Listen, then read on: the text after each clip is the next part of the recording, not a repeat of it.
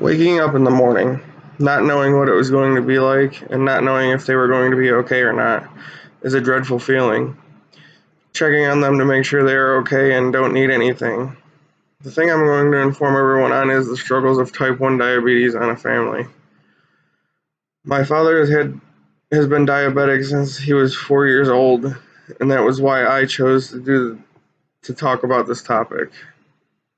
There were days when I would wake up and my father's sugar had crashed, and he needed juice, but he had no recollection of where he was or who he was. We had to force him to drink a very sugary substance so that his sugar would come back up. This is just one of the many things that can happen with diabetes. Let's take a look at the different types of diabetes and the differences. There are two main types of diabetes: type 1 diabetes and type 2 diabetes. There are some differences between the two types of diabetes. Type 1 diabetes is when your body doesn't produce enough insulin. Insulin is a hormone that is produced in beta cells of the pancreas of your body. Insulin changes sugar from foods into energy and helps the body store glucose for later. Type 1 diabetes is often passed down through generations, commonly diagnosed in children and young adults who were born with type 1 diabetes. It is common, therefore, it used to be called juvenile diabetes. People with type 1 diabetes often have to take shots to control their blood glucose levels. The second type of diabetes is type 2 diabetes. It is the most common form of diabetes, says Dr. Jay Schuyler.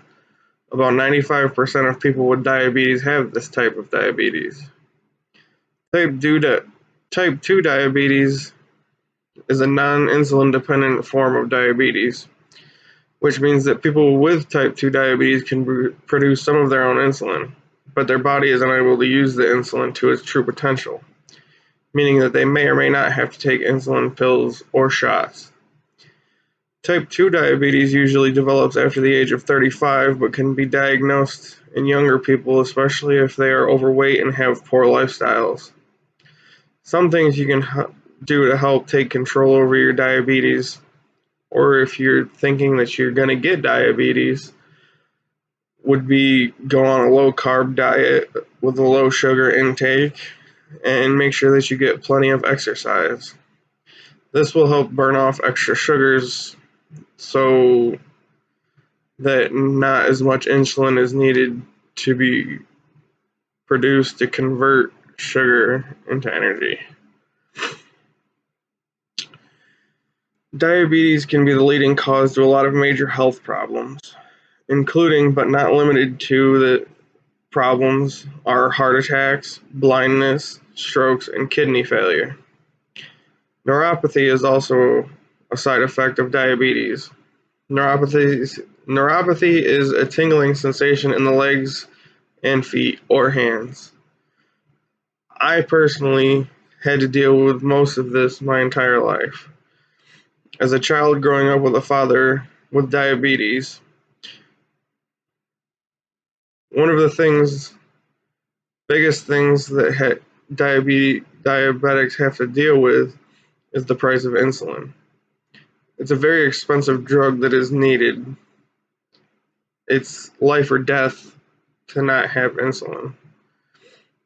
Each bottle of insulin today costs around $300. A type 1 diabetic can use between 2 and 3 bottles a month. This comes out to about $1,200. A type 1 diabetic can use anywhere between 3 and 6 bottles of insulin a month. This could come out to $1,800 a month.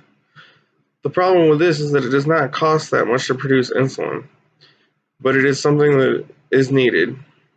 According to the Business Insider, through a study, the estimated cost to produce a vial of human insulin is between $2.28 and $3.42.